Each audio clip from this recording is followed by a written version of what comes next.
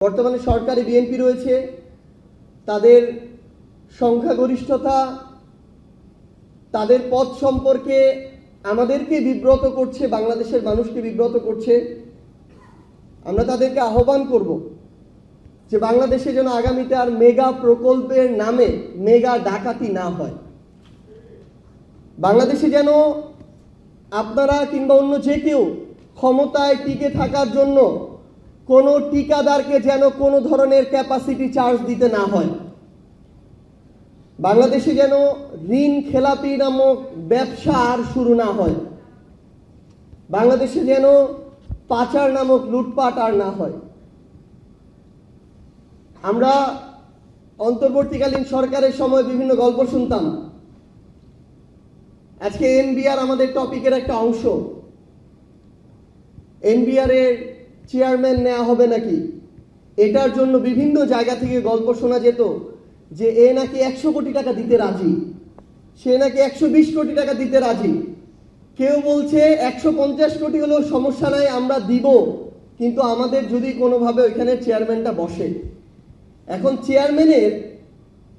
যখন চেয়ারম্যান কে বসবে তার প্রোফাইল সম্পর্কে ওই দায়িত্বশীলরা জিজ্ঞাসা করে, তখন যিনি ওই চেয়ারম্যানের সুপারিশ করেন তিনি আবার বলেন ওই চেয়ারম্যান নাকি শতভাগ সৎ।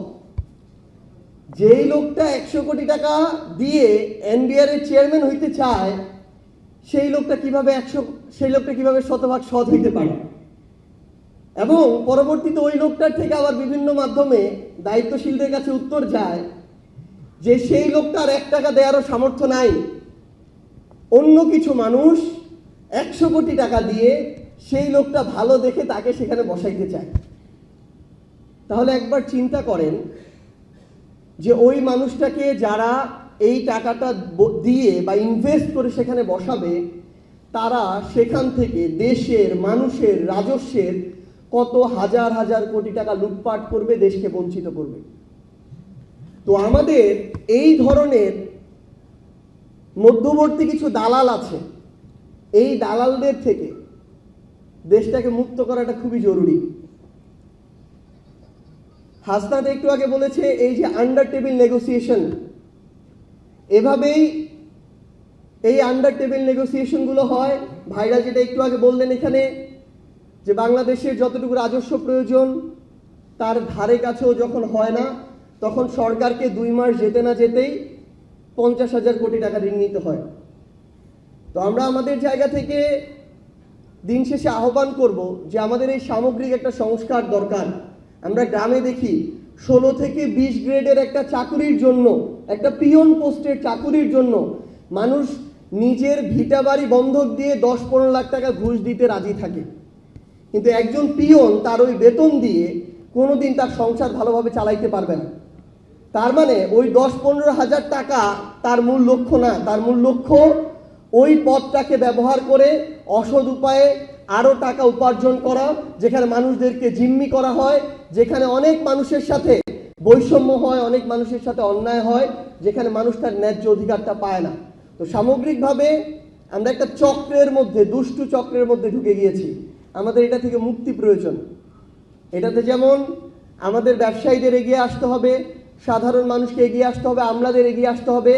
সবার আগে যারা এই পলিসি মেকার, যারা আজকে আমাদের এই সরকার চালাচ্ছেন, যারা ক্ষমতায় থাকেন, তাদেরকে এগিয়ে আসতে হবে।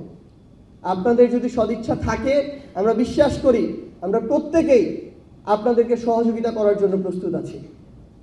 পরিশেষে শুধু এটুকুই বলতে চাই যে এই বিএনপি সরকার কিংবা বর্তমান সরকার, আমরা তাদেরকে চাই তারা তাদের জায়গা থেকে যেন আমাদের কাঙ্ক্ষিত বাংলাদেশ গড়ার নেতৃত্বটা, যার সবচেয়ে ক্রুশিয়াল সময় আগামী 5 বছর, তারা যেহেতু সরকারে আছে, তারা যেন এই নেতৃত্বটা নেয়, নেতৃত্বটা দেয়।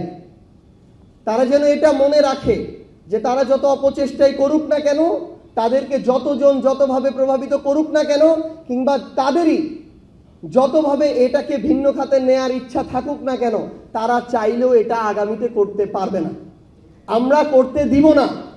এবং আমরা সবাই মিলে যদি আমাদের কণ্ঠটাকে জারি রাখি, আমরা সবাই মিলে যদি আমাদের কাজটুকু করে যাই, আমাদের প্রতিবাদ ওই সংসদ থেকে রাজপথে আমরা যদি জারি রাখতে পারি, বাংলাদেশে আগামীর কোনো সরকার বাংলাদেশকে, বাংলাদেশের মানুষকে, আমাদের কাউকে আর বিপথে নিতে পারবে না ইনশাআল্লাহ।